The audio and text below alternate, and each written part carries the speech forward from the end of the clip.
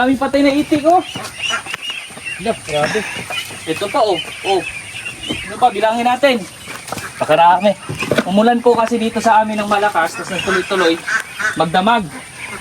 Oh, 1, 2, 3, 4, 5, 6. Naku, maubos yata itik natin. Napakarami. 5.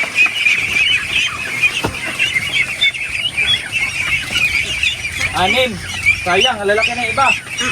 Mayroon pa dito sa kabila.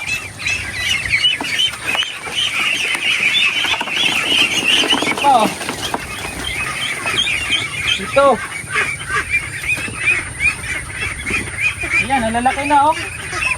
8. 9.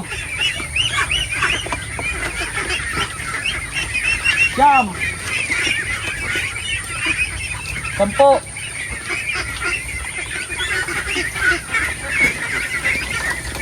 11. 10,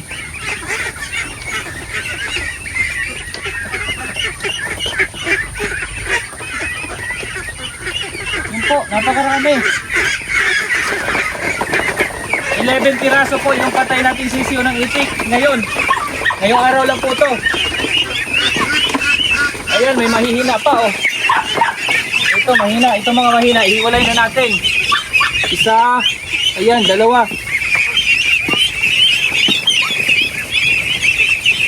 Ito, Tama naman ito. 2, mahina. Ito pa, yung mahina. Ito, o 3. 3, mahina. Itong 3 mahina, ihiwalay naman natin. So 11, 12, 13, 14, 14 lahat yung alanganin. Ay, 3 alanganin. Ito po, mahihinang 3. Tapos 11 po itong patay na nakuha natin ngayon. Grabe, napakarami po. So isa po sa dahilan na tinitingnan natin, sobrang putik po kasi kahapon magdamag po ang ulan, maaga pa lang gabi.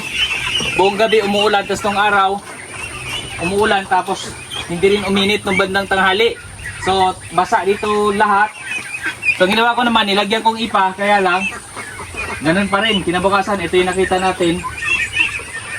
So maraming posibleng dahilan na tinitingnan natin.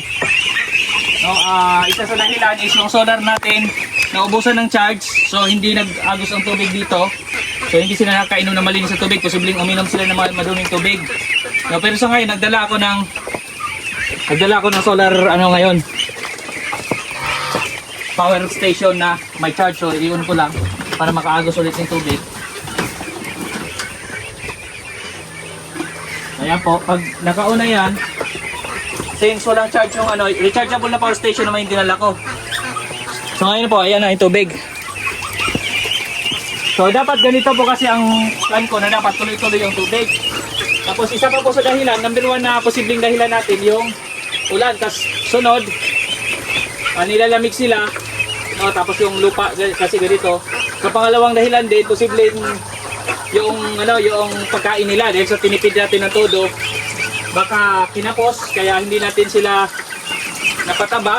May ilan din kasi dito mapayat, although may marami din naman dito matataba naman, okay naman yung katawan. Sila dito, ito okay naman po yung katawan niya. Ayan. So may ilan lang mapayat, so siguro doon sa pagkain natin. Nung nakaraan kasi tinipid ko todo, konting-konti lang yung pigs na nilagay ko, nasa siguro sa dami nila, ang pigs na hinalo ko nasa nasa mga 2 kilo. Per day? Mga ganun lang nung nakaraan. Sa ngayon, Per day? hindi, sa isang kainan 2 kilo ang ginawa ko. Ngayon ang ginawa ko ng 5, kasi nga yun ang inaalala ko, inisip ko baka manghina sila dahil dun sa maulan. So ginawa ko ng 5. Obserbahan na lang natin to bukas kung okay na. So baka sa pagkain, pumayat sila dahil sa tulong tinipid natin. Dinamihan kong kangkong, dinamihan kong darak, konting-konti yung pigs. Ngayon dinamihan ko na yung pigs, tapos sinaluan natin ng darak at kangkong. So yun yung mga posibleng dahilan din. So marami pa talaga tayo palang matutunan dito sa pag-iitik. Akala ko okay na kasi medyo malalaki na sila. Akala ko hindi na sila madadali sa ganitong age nila. So ito yung pangalawang batch natin. Kasi yung nauna namin, napalaki naman natin. So ito yung pangalawang batch na. Tapos pangatlong batch ito. Nung mainit kasi, okay na okay lahat. Napansin ko, ito lahat, kahit yung nilagay natin dito, ito sila maliliksi. Kaya nakakuan ko, naisip ko na baka okay na, wala na akong problema. Sus, may ganun pa rin po pala. Nung biglang umulan, yun ang nangyayari. Ang daming namatay. Sobrang sayang. So itong nandito, medyo malalaki na, palabas na yung mga balahibo nila. Na sana makasurvive to, sana hindi na madagdagan yung mamatay.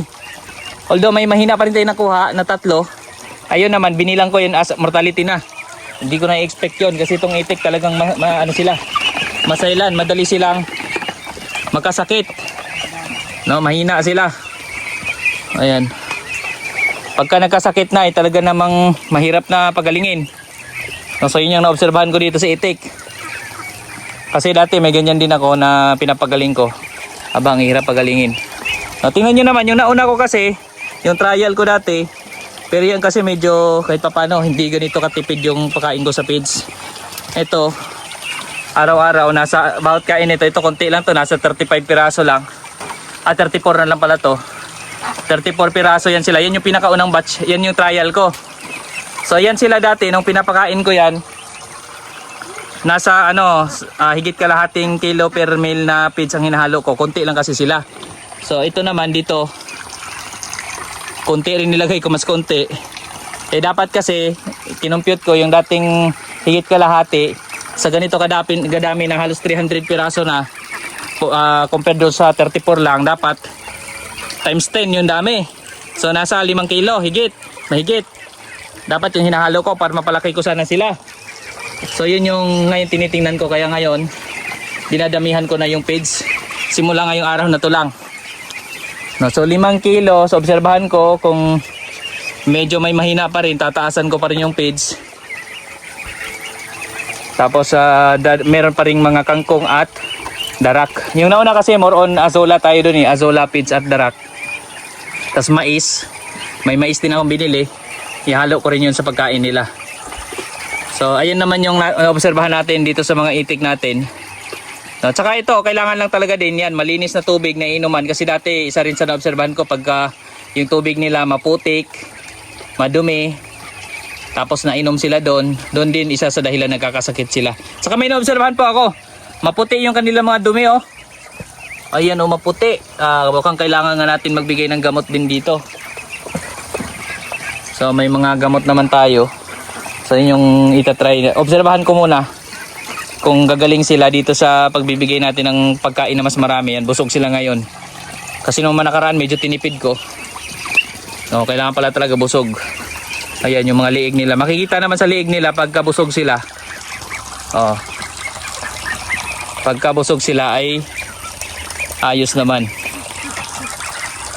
So ayan ang kuan. Ayan yung disadvantage sa pag-alaga ng itik minsan. No, kailangan talaga may budget pagka nag-alaga tayo ng mga sisiw palakihin. Kasi pagka sobrang tipirin din naman natin, nagkakaroon din ng problema. So marami nang mamatay. Ito po, napakarami po. Ayan, oh. Oh. 11 piraso tong patay, tas may 3 piraso na mahina. So kahapon nga nung iniwan ko to, malalakas to lahat eh. So kala ko wala na madadali, aba meron pa din pala. Kasi kahapon may binaon din ako na 2 na patay na itik. Sa ngayon mas marami. So ayan lang po yung mga pagsubok pagdating sa pag-iitik. Kaya huwag nating damdamin kapag nagkakaroon ng problema yung mga itik natin, kasi parte po talaga yung pagpapalaki ng itik. Minsan may mga ganon, at yun naman, magle-learn tayo, improve natin kung anong po pwede nating i-improve.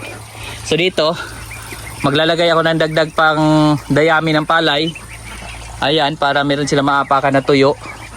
At saka yung housing, mas best sana talaga kung yung buong bahay muna nila, habang pinapalaki natin sila, ay naka-elevate, tapos hindi na babasa sa ulan. Para hindi tulad dito nagpuputik po. Ayan, nagpuputik pag maulan. Pag hindi naman maulan, okay naman, medyo tuyo naman, so walang problema. No, pero pagka ganitong maulan, nagpuputik pagka nakalapag lang sila sa lupa. No, pero siguro kung ano to, kung maayos pa natin yung housing, ma-improve pa natin, No, baka mas ma-improve pa din natin yung pagpapalaki sa mga itik na ito. Yan. Nakuha nating mangga oh. Kaso lang meron siyang biyak. Yan. Sirang mangga po. Bibigay natin sa mga gutom nating pabo. Ayan oh. Walang masasayang na mangga sa gutom ng mga alaga. Yan po. Mangga is good for the... Yan po yung mga pabo. Kaya napakasarap po ng ating mga pabo. Juicy. Kasi kumakain sila ng hinog na mangga. Ayan o. Pag gutom yung mga alaga natin, yung mga sira-sirang mga prutas, i-chop natin, bigay sa kanila. Pagkain na nila yun.